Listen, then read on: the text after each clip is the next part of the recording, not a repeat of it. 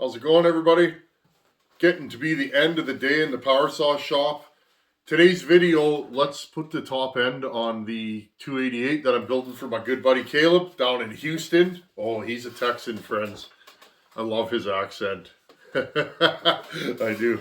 I love me a good Texas accent. He's a good buddy of mine, and I'm going to build this saw for him. We're going to test it. Now, a lot of this saw is going to be OEM. I'm not going to lie. I don't trust a lot of the stuff of this for a work saw. And again, he owns a tree service, and he's cutting all the time. I would like this saw to be reliable and a good saw for him. So again, it has to start idle.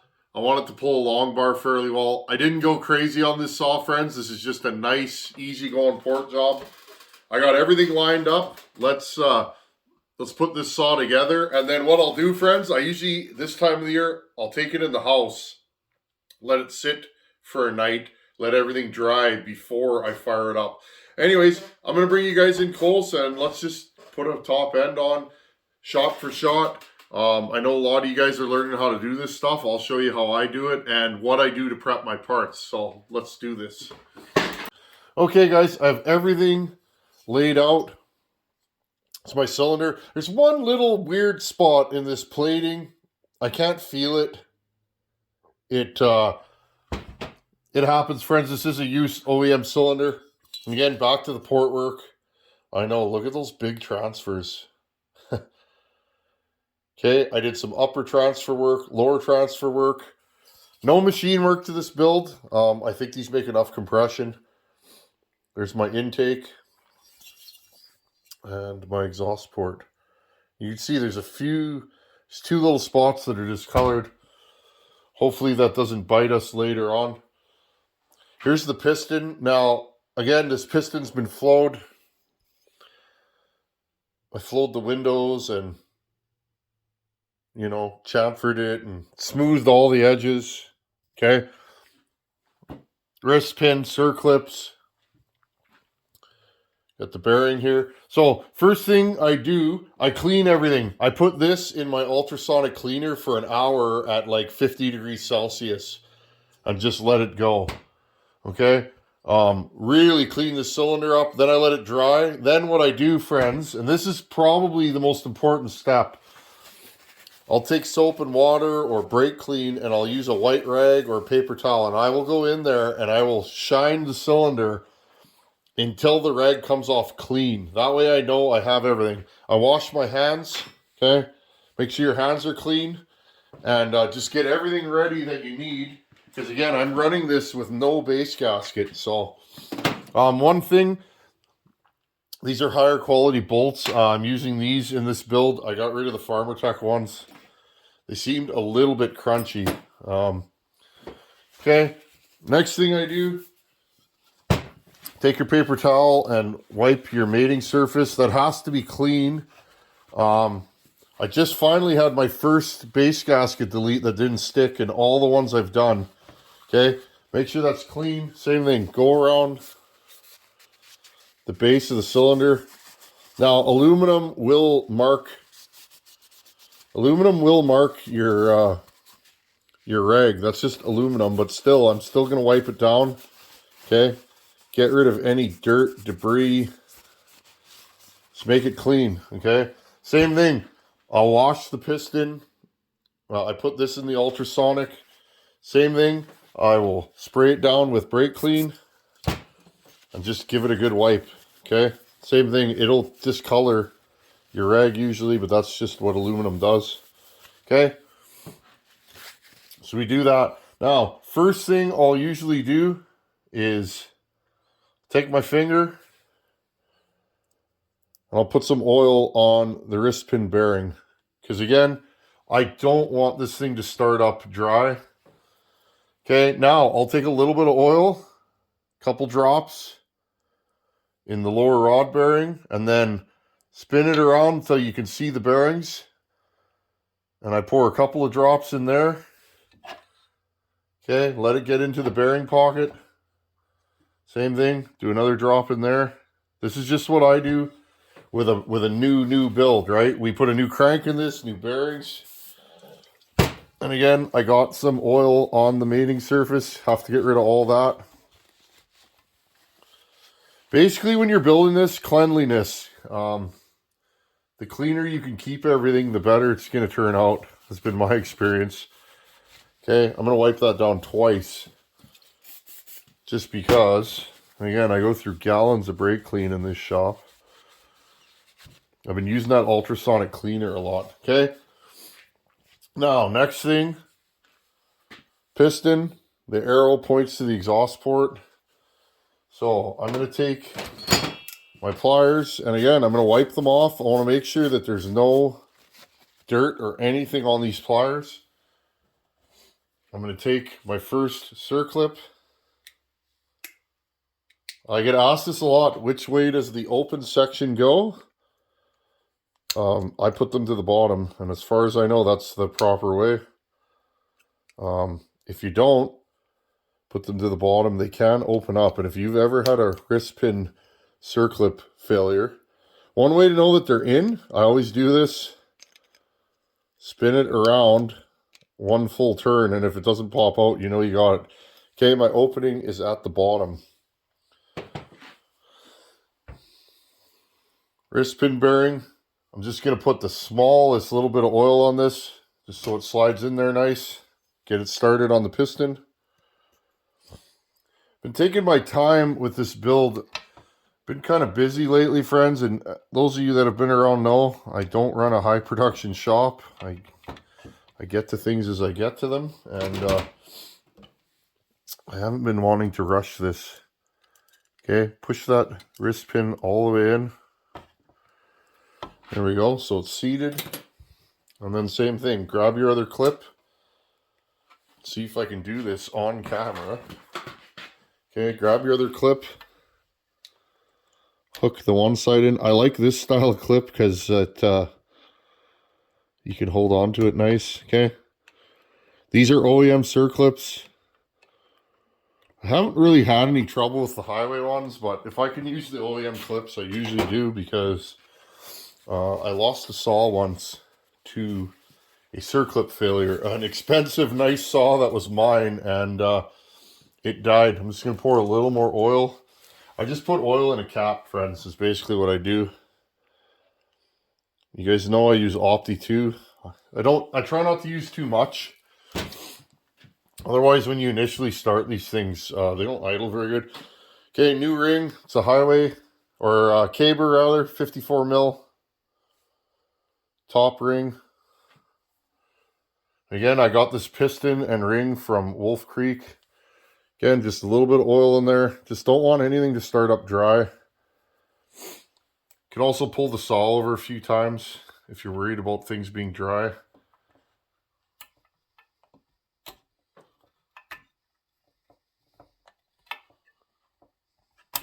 There we go. Okay, and again, I'm just going to shoot this from the hip to show you guys move for move. I'll get you a little closer.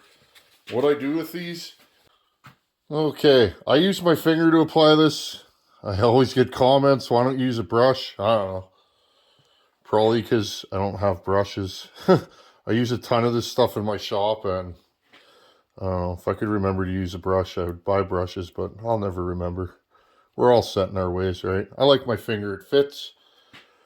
And again, I use a super thin coating. My other thing with a brush is, I mean, other than I use this stuff and I'd constantly be going through brushes, but I wouldn't want anything to come off the brush and get stuck in here, because this stuff is clamped down. This stuff's only a couple thousandths thick, so you guys can see the coating is very, very thin.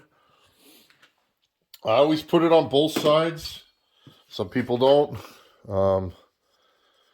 One note, don't glob it on where the impulse hole is, or you'll have a saw with no impulse, which I've seen it. I've never done it, but I've had guys email me and they end up with a saw that's not getting fuel after you rebuilt it, and a lot of times it's because you plugged up that impulse hole.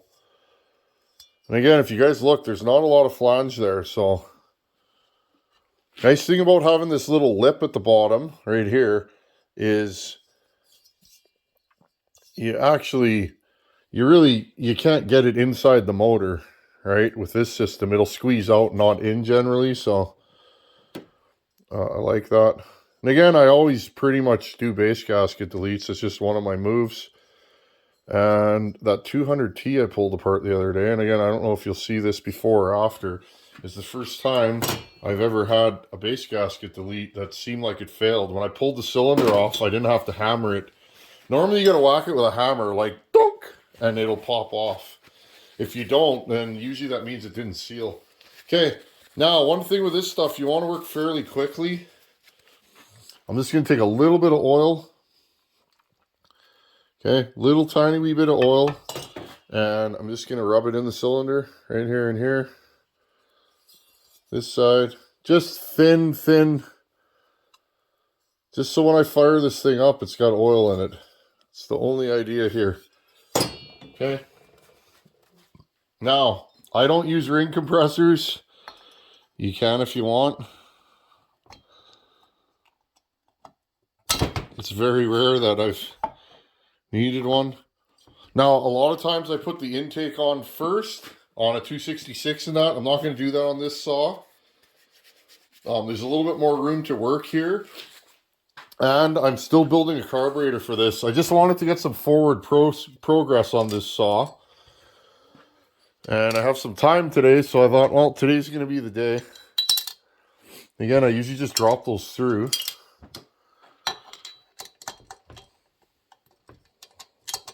Again, these are different bolts, a little bit higher quality. Wasn't a huge fan of the Farmer Tech bolts. They're kind of soft.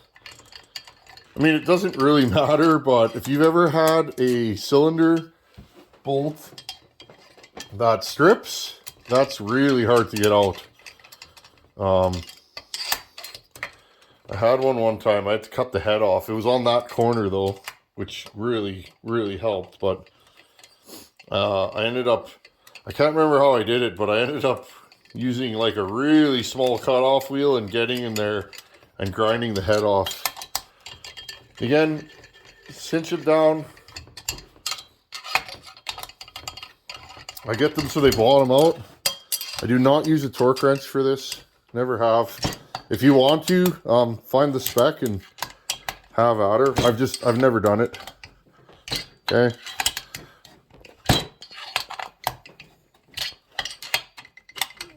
I just reef them down tight, and then after I run the saw often on my final inspections, after the saw is good, I'll re-cinch them.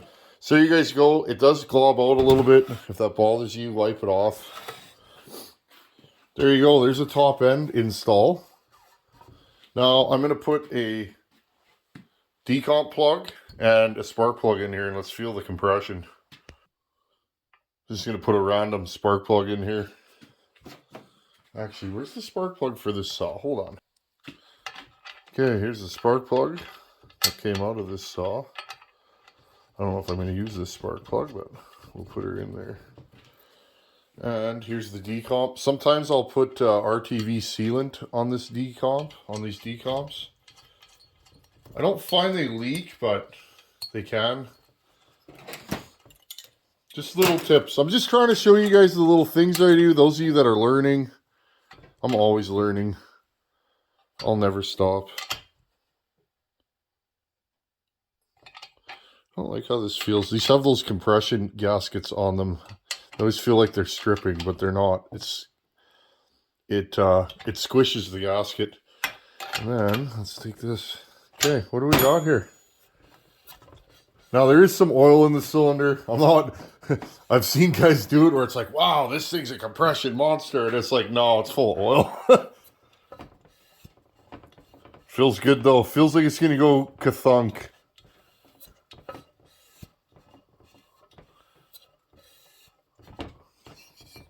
Right on. Well, there you go. Top end installed, shot in real time. I only paused a couple times just to go grab something. I'm going to wipe down the extra sealant because it does bother me. I'm bothered by things like that. Whatever, it's a used cylinder. Okay, it's a used cylinder. I've had this cylinder for years, and I thought, you know what, let's put it to use. I'm not going to build a 288 for me, probably. I have one now. That Farmer Tech saw, and the amount of use that saw is going to get, I'll just keep running that. Yeah, that's going to be good.